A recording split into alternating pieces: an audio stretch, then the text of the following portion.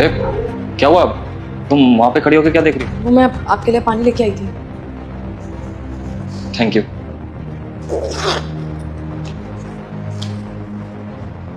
ये लो, इस मंथ की सैलरी है। कितने है ये? 1000। ठीक है, आप हाथ पैर धो लीजिए, मैं खाना लगा देती हूँ। ठीक।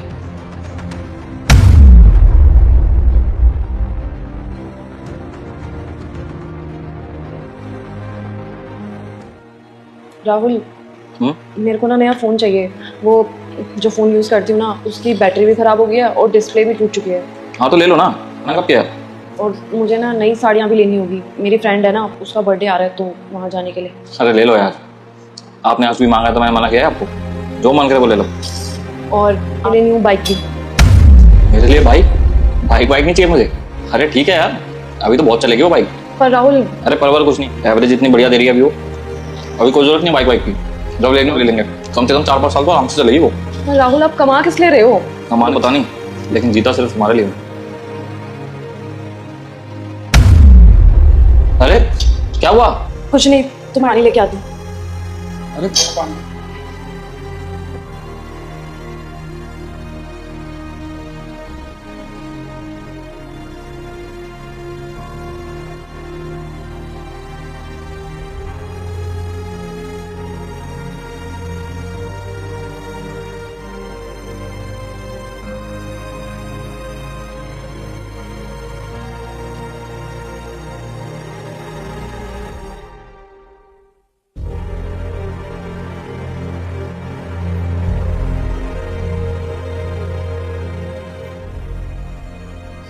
अंकिता, मैं ऑफिस जा रहा हूँ।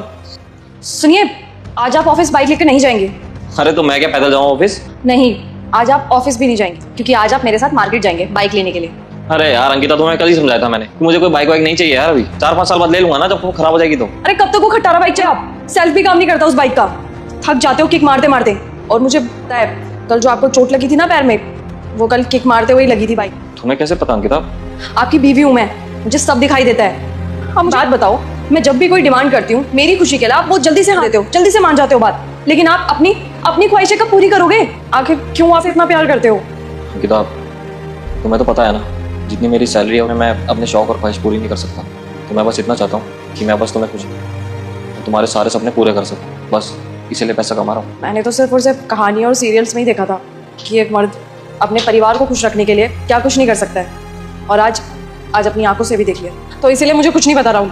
आज आप ऑफिस नहीं जाओगे, मेरे साथ जाओगे मार्केट में, वो भी न्यू बाइक लेने के लिए। यार अंकिता, तुम्हें तो पता है ना इस महीने ऑलरेडी कितना ज़्यादा खर्चा हो चुका है। कोई नहीं, हम देख लेंगे, अगले महीने ट्राई कर लूंगा, थोड़ा सा पैसा उधार ले लूंगा, कंपनी से एडवांस ले लूंगा, तो हम ले लेंगे ना EMI पे। अगले महीने देखते हैं। आपको क्या लगता है कि आपको ऐसे दुख तकलीफ में देख करके मैं अपनी ख्वाहिशें पूरी कर लूंगी? कभी भी नहीं राहुल। आपसे जो मैंने कल रात को फ़ोन के पैसे लिए थे ना, मैं नया फ़ोन नहीं खरीदूंगी। मैं कुछ भी नया नहीं खरीदूंगी जब तक आप अपने लिए नई बाइक नहीं खरीदोगे। अब मुस्कुराइए मत, मैं एक काम करती हूँ, नाश्ता लगा देती हूँ। नाश्ता रेडी है, नाश्ता करके फिर हम दोनों मार्केट निकलेंगे, ठीक है? ठीक है। अरे बाजी, ये अपनी सब्जी लेते हुए जाओ। ईद के लिए गाँव को निकल रहा हूँ शाम को, तो सोचा सबका सामान पकड़ा दूँ। लो। अरे पर इतनी सारी सब्जी? अरे ईद हमारी 3-4 दिन बने हैं, तो सोचा सबको सामान थोड़ा ज्यादा पकड़ा दूँ। अच्छा, ठीक है भैया फिर। ठीक है बाजी, चलता हूँ ईद मुबारक। अरे सुनो, पैसे तो लेते जाओ, इसके पैसे नहीं लोगे? हाँ बाजी, दे दोगे पैसे तो ठीक रहेगा, मिल जाएगी ईद। क्या हुआ अब्दुल, कहीं जा रहे हो क्या तुम? हाँ भाईजान, वो ईद के लिए गाँव को निकल रहा हूँ शाम को। अच्छा, ये तो बहुत अच्छी बात है। चलो ईद मुबारक। अरे राहुल, बातें करते रहोगे कि पैसे भी दोगे? और वैसे भी भैया ना 2-3 दिन की सब्जी ले आए हैं। अब ये जा रहे हैं गाँव, 2-3 दिन बाद आएंगे, तो इसीलिए हमारे लिए देखो सोच के जा रहे हैं। पैसे दे दो ना सब्जी के, और हाँ कुछ एक्स्ट्रा भी दे देना, ईद है ना इनकी। हाँ कोई नहीं, ये लीजिए भैया। अरे साहब, ये तो बहुत ज्यादा पैसे हैं, इतने थोड़ी पैसे बनते इसके। अरे रख लीजिए, ऐसे खाली हाथ थोड़ी जाओगे। ईद है भाई, सबके लिए कपड़े ले जाना, कुछ मिठाइयाँ ले जाना, सब लोग खुश हो जाएंगे, और अपने लिए भी कुछ खरीद लेना, ठीक है? ये लो। और वैसे भी तुम गार्ड हो, ये सब तुम्हारे काम थोड़ी ना है, वो तो तुम भाईचारे के नाते कर देते हो, इसलिए ये पैसे तुम रख लो। हाँ अब्दुल भैया, ईदी समझ के रख लो। कसम खुदा की, बड़े दिलदार मालिक हो आप सच में। चलो ईद मुबारक आप लोग। है आपको भी ईद मुबारक। तुमने रायता तो बनाया ना? अब्दुल, तुम यहाँ क्या कर रहे हो?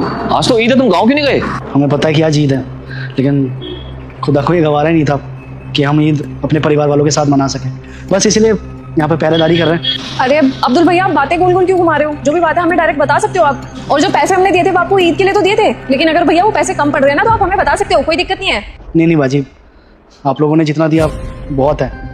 दरअसल बात यह है कि कल जब हम गांव के लिए निकले तब वहीं पर, या अल्लाह कब आएगी बस। अरे पंडित जी, पंडित जी, ओ पंडित जी उठिए, पंडित जी उठिए, उठिए, क्या हुआ आपको? उठिए आराम से, उठिए आराम से। ये लीजिए। क्या हो गया भाईजान, अब ठीक है ना? अचानक से ना सर चकरा रहा है, समझ नहीं आ रहा है क्या हुआ। भाईजान आप चिंता ना करें, यहीं पास में अस्पताल है, आप चलिए एक बार चेकअप करवा लीजिए, पता चल जाएगा कि क्या हुआ आपको। चलिए खड़े हुए।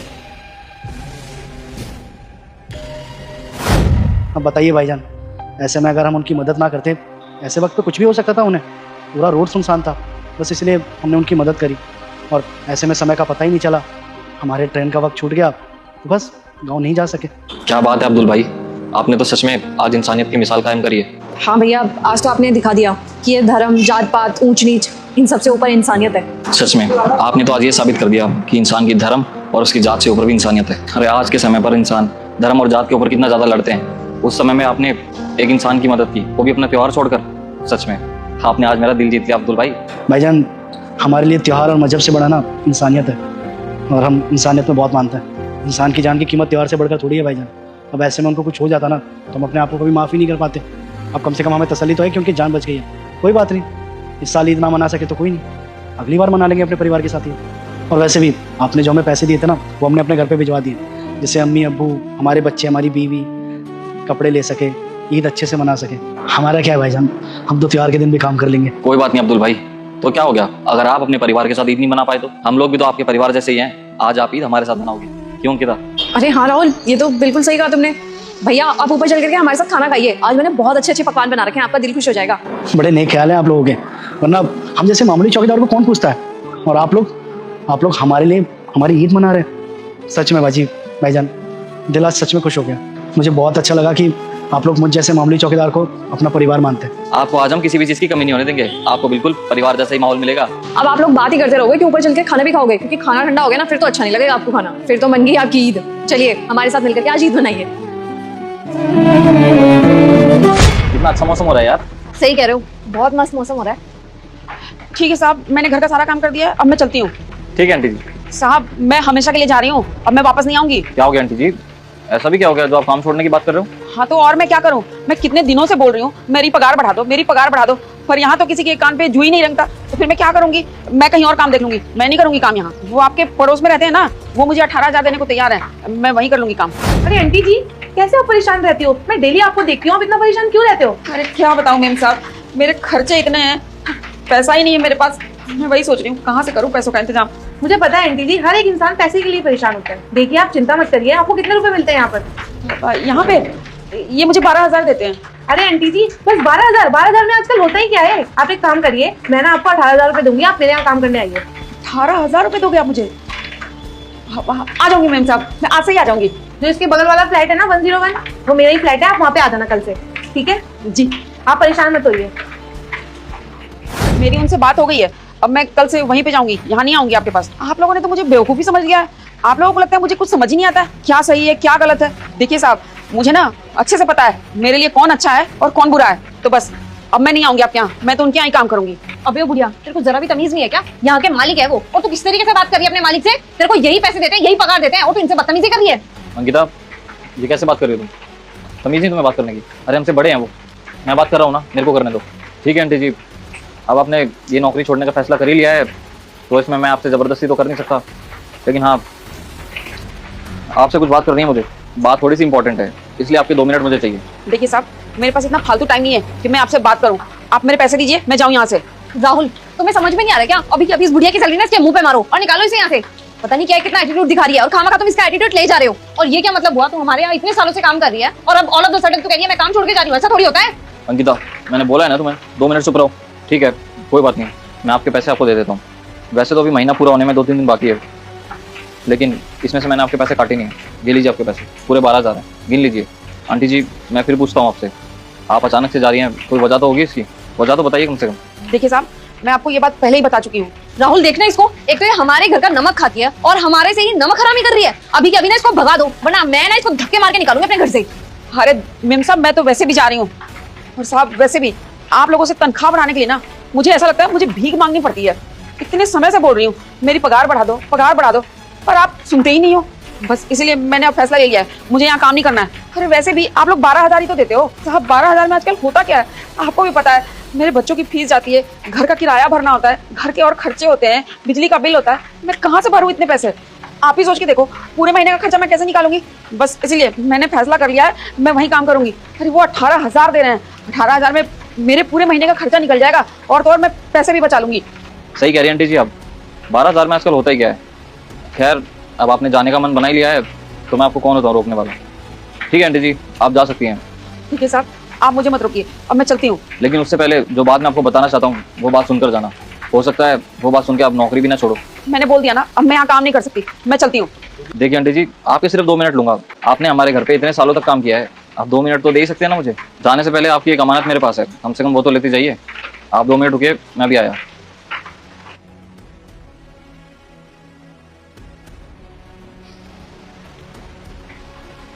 ये लीजिए आंटी जी। साहब ये क्या है? पकड़िए तो सही, फिर बताता हूँ। वो क्या है ना आंटी जी, मेरे अंडर जो भी काम करते हैं, जैसे मेरे ऑफिस का स्टाफ हो गया या घर पे भी जो भी काम करते हैं, मैंने अपने पापा से एक चीज़ सीखी थी कि जिसको भी आप नौकरी पे रख रहे हो ना, उसका एक अलग से सेविंग्स अकाउंट बना दो, जिसमें उसकी अलग से सेविंग करते रहो। और ये पैसे आपकी सेविंग्स के ही हैं।